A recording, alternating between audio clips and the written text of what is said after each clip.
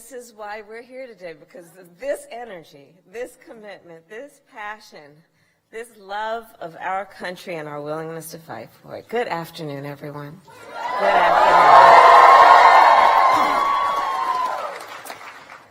The people in this room worked so hard in this election, staffing the polls, answering people's calls, answering voter protection calls, driving people to the vote. And among the captains of the team, my husband, the second gentleman, Doug Emhoff,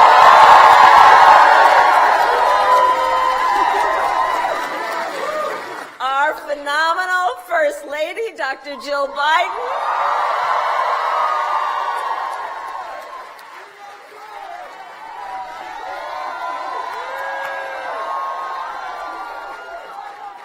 and our one and only President, Joe Biden.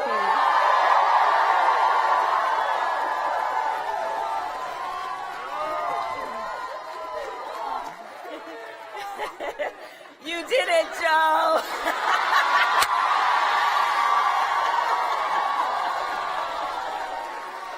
Couldn't help myself. So, as we gather here, votes are still being counted, but it is clear your work sent a message to the entire world. Our democracy is intact. Yeah.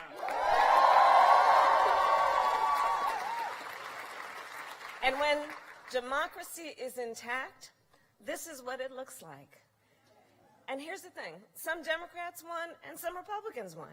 That is what happens when more than 100 million Americans participate and vote in free and fair and open elections. That's what happens. And that included young people, seniors, parents with children in tow, working people, who all made their voices heard.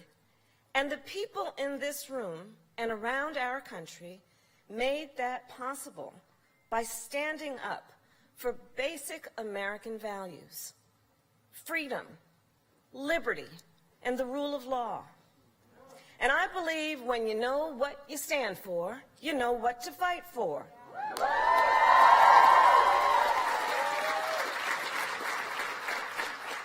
This year, like so many of you, I traveled across our country. We convened students and faith leaders, organizing and advocating to protect the sacred right to vote.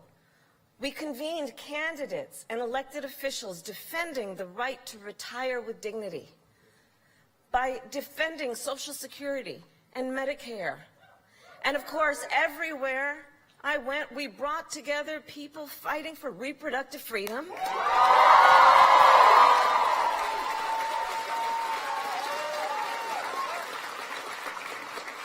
people everywhere, from every background. Because here's the thing, one does not have to abandon their faith or deeply held beliefs to agree. The government should not be telling a woman what to do with her body.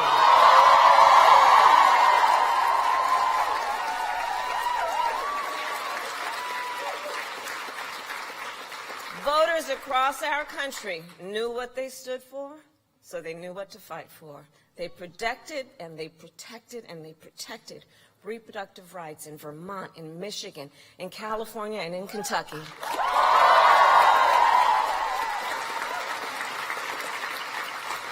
So to everyone who made that possible, thank you. Thank you for working the long hours and the late nights, for protecting voting rights on behalf of every American in every community, in every political party. And to the millions of Americans who waited in line, who mailed in your ballot, who rejected big lies and extremism and participated in our democracy, thank you.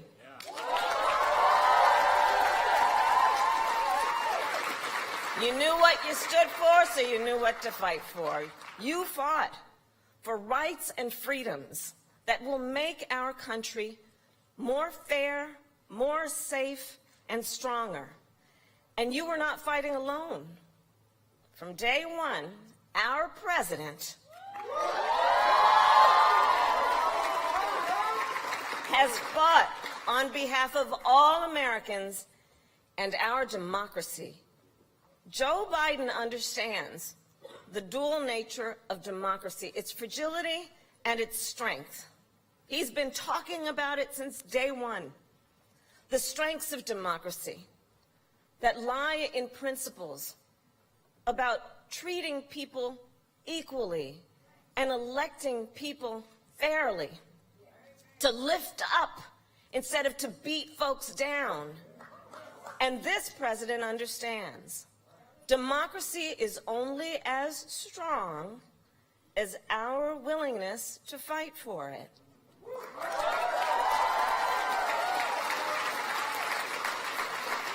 And no one fights harder for our democracy than the people in this room and this president.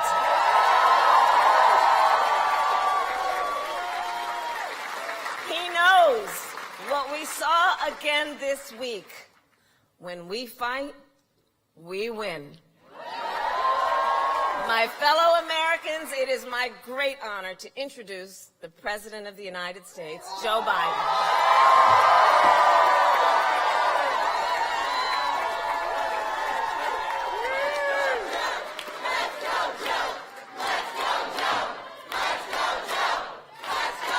Thank you, thank you, thank you. Kamala and Doug, by the way, Doug crisscrossed the country. I think he did. He spent more time making sure that the folks who actually count the votes in these states do it honestly. And thank you, pal.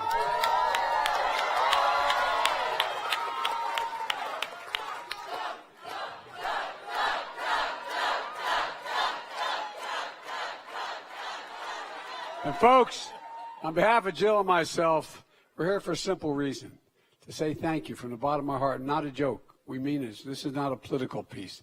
This is to say thank you, thank you, thank you. Most of all, thank you for believing in your country. Thank you. No, I really mean it. Thank you for fighting like the devil to make sure that we had a free and a fair election. And, you know, all those election deniers, so far, best of my knowledge, none of them has not said, when they lost, they said, we lost. That's a big deal. No, I really mean it. You know, Tuesday was a good day for America, a good day for democracy, and it was a strong night for Democrats. For months and months, all of you heard from the press and the pundits was that Democrats are facing a disaster. Remember that? And all those polls, God love them. You know, historic losses were on the way, a giant red wave. Folks, that didn't happen. You know, we were talking backstage here before we came out. Each of us crisscrossing the country, all four of us. And we're saying we'd come back and say, I don't know what they're talking about. No, I'm serious. The overwhelming response we were getting. And the fact that even those folks who may not like me or may not like somebody, but they agree with our agenda. They thought what we were doing, you know. By the way, all the Democrats ran on the same agenda without being told, look, while votes are being counted, we don't know the outcome of all the races. Here's what we do know. We lost fewer seats in the House of Representatives than any Democratic president's first elected midterm. At least 40 years. We had the best midterms for governors since 1986. And experts said we couldn't beat the odds, but we did beat the odds. And we did it for one reason. This is not hyperbole, because of you and all of you up on the balcony. It's hard to see you up in the balcony, but God love you. I really mean it. Because of you. You believed in the system. You believed in the institutions. You fought like hell for it. And that's the most important thing that happened, in my view, in this election. It was the first national election since January 6th, and there were a lot of concerns about whether democracy would meet the test. It did. It did. It did. And I want to compliment all those mainstream Republicans. I mean, if they get in, they fought like we usually fight, and we got a result, and we accepted it. Everybody accepted it. So for many of you, you organized. You got the vote out. You volunteered at the polls. Think of all we heard before this election about all the people being intimidated, all the people being threatened at the polls, all the people who worked the polls. despite the threats and abuses of too many poll workers on election day and election officials have experienced of late, you did your job. You fulfilled your duty. You showed up. You did what you're supposed to do. And so did the American people.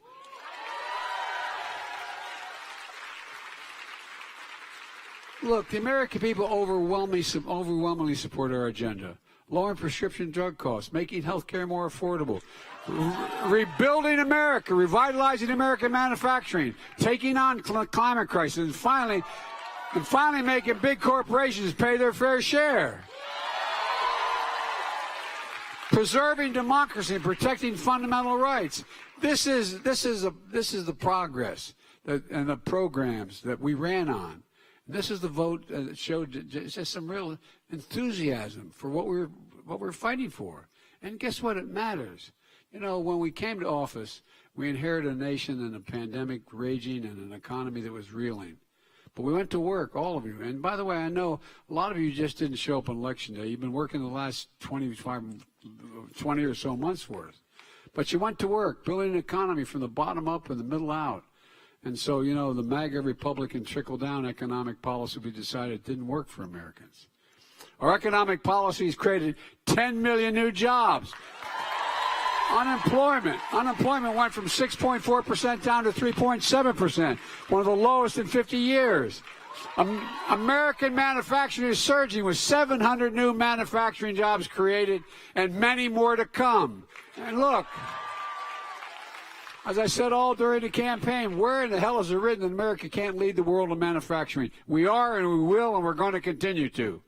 Folks, look. Just today, we learned inflation came down last month. And mainstream economists are saying this is a really positive sign of the resilience of the economic recovery. It's going to take time to get inflation back to normal levels. We could see setbacks along the way. I realize that. But we are laser focused on it.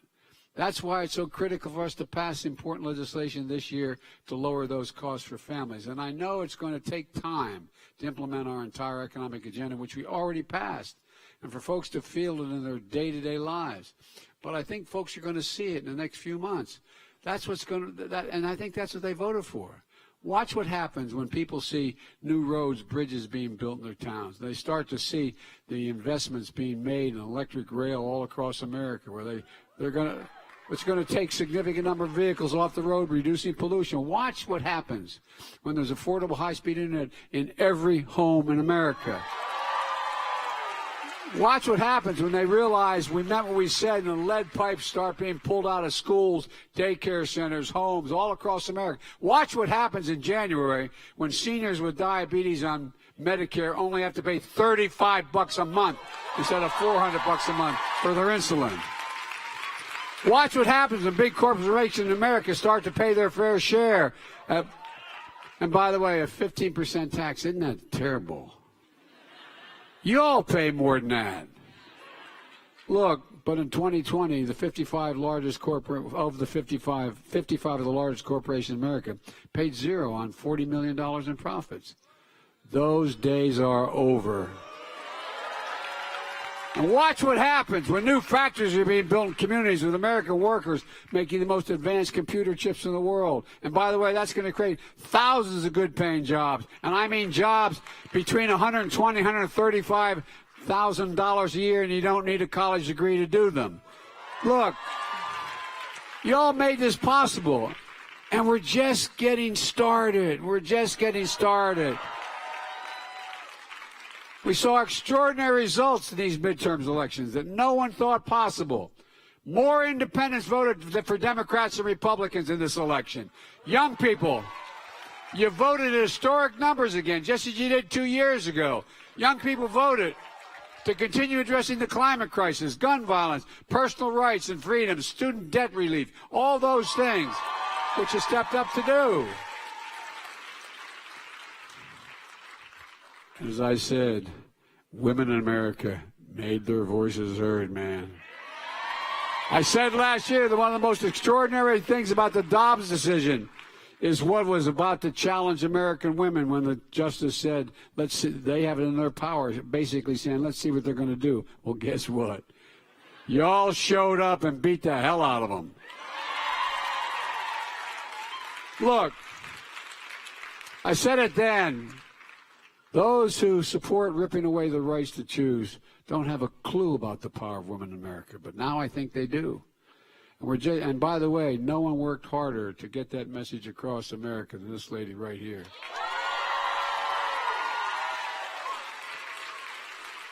And look, I also think the American people sent a message that they want us to work together.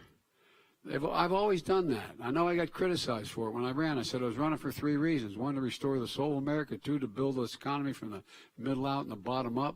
And thirdly, to unite the country. Regardless of what the final tally showed, I'm prepared to work with Republicans. But the American people have made it clear. They expect Republicans to work with me as well.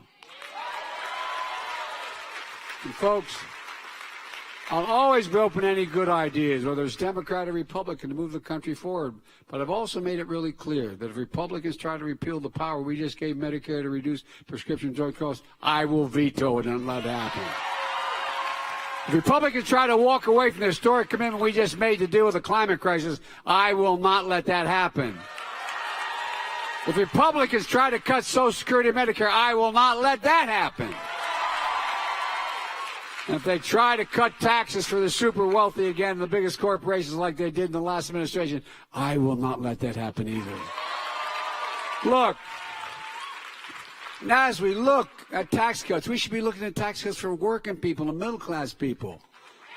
And I'm going to keep the commitment we both made that no one making less than $400,000 a year will ever see a penny in their taxes go up as long as we are in power. And folks,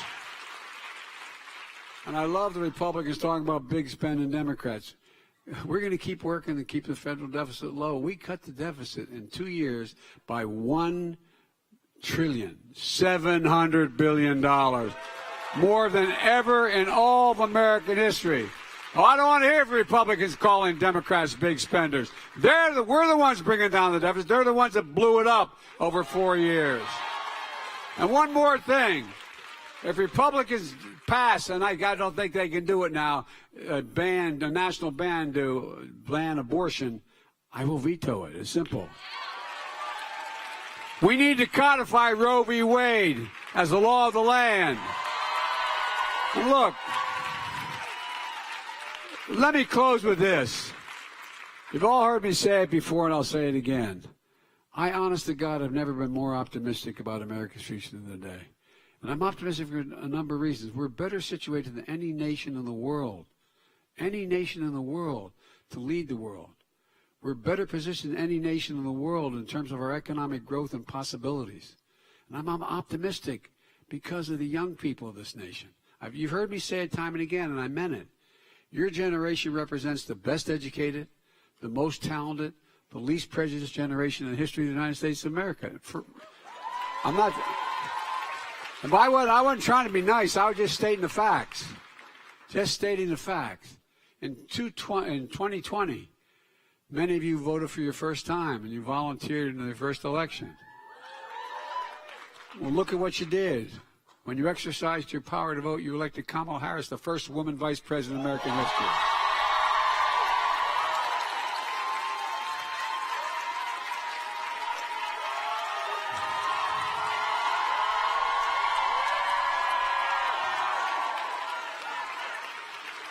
And you helped me keep my commitment that I would appoint the first black woman to the Supreme Court, Justice Jackson. And guess what? She's probably the smartest person on the Supreme Court. And because of your vote this year, we're going to keep building the foundation we laid in the first 2 years. You proved once again on Tuesday that our democracy, the power in the hands of the people. For real, we the people, it really is truly in our hands. We set the course for the nation's future. We just have to remember who in God's name we are. And I hope if nothing else happens, remember this. There's not a damn thing, I really mean it from the bottom of my heart, not a damn thing we can't do if we do it together. We are the United States of America, and you made it better. Thank you, thank you, thank you. God bless you all, and may God protect our troops. Go get them. They got a lot of work to do. Thank you, thank you.